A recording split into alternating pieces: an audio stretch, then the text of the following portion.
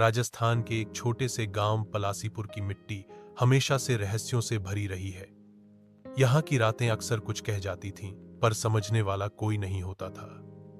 उसी गांव के एक टूटे फूटे कच्चे घर में रहती थी 14 साल की रूहानी, अपनी 70 साल की अंधी दादी श्यामा के साथ। माँ बाप की तो उसे कभी शक्ल भी याद नहीं, बस एक पुराना झूला था जिस पर वो कभी हंसते थे। रूहानी दिन भर दूसरों के घरों में काम करके दादी का इलाज करवाने की कोशिश करती, लेकिन किस्मत जैसे उसके कदमों से नाराज थी। गांव वाले उसे मनहूस कहते, क्योंकि जिस दिन वो पैदा हुई थी उसी दिन गांव की सबसे पुरानी हवेली में आग लग गई थी, जिसमें गांव के 7 लोग मारे गए थे। लेकिन किसी को यह नहीं पता था कि रूहानी में कुछ अनोखा था। एक शाम जब रूहानी तालाब से पानी भरकर लौट रही थी, उसके कदम अचानक पुरानी जली हुई हवेली की तरफ मुड़ गए। हवा में अजीब सी सरसराहट थी। हवेली के दरवाजे पर अब भी जले हुए निशान थे।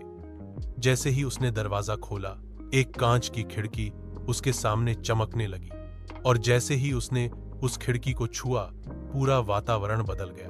एक कांच का संसार उसके चारों ओर फैल गया, जैसे वो एक दूसरी दुनिया में आ गई हो। वहां हर चीज कांच की थी, पेड़, पंछी, महल, सब कुछ। तभी एक कांच की राजकुमारी सामने आई, जिसकी आंखों में उदासी थी। तुम कौन हो? रूहानी ने कांपती आवाज में पूछा। मैं कांच की रानी हूं, इस टूटते हुए संसार की संरक्षक, उसने कहा। और तुम रूहानी, तुम ही हो मेरी उत्तराधिकारी। कांच की रानी ने उसे बताया कि ये पूरा संसार एक समय बेहद सुंदर था, पर 100 साल पहले एक जादूगरनी क्राविका ने इसे श्रापित कर दिया। तभी एक भविष्यवाणी हुई, जिस दिन इंसान की पीड़ा कांच को छू लेगी, एक नई रानी जन्म लेगी।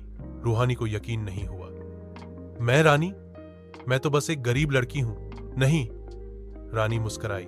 तू उस दर्द की संतान है जिसने दुनिया को भी झुकने पर मजबूर कर दिया। तुझ में वो आग है जो इस कांच को फिर से जी सकता है, लेकिन तब तक बहुत देर हो चुकी थी। क्राविका को भनक लग चुकी थी। अगली सुबह जब रूहानी जागी तो उसे लगा सब सपना था, पर उसकी हथेली पर चमकता एक नीला निशान कुछ और ही कह रहा था। वो भागी हुई अपनी दादी के पास गई। दादी, आप मुझसे कुछ छुपा रही हैं ना? मैं कौन हूं? दादी ने कांपते हाथों से रूहानी को छुआ और बोली, बिटिया, तू कोई आम बच्ची नहीं। तेरी मां, वो खुद कांच की रानी थी। वो जब इस गांव में आई थी तो इंसानों में रह रही थी ताकि क्राविका से बच सके, पर उसने तेरे जन्म के बाद सब त्याग दिया। फिर वो कहां है? रूहानी की आंखें भर आईं। क्राविका ने उन्हें एक कांच की मूरत बना दिया है। तेरी मां अब एक कांच के पेड़ के नीचे बंधी है। रूहानी अब समझ चुकी थी कि उसे क्या करना है।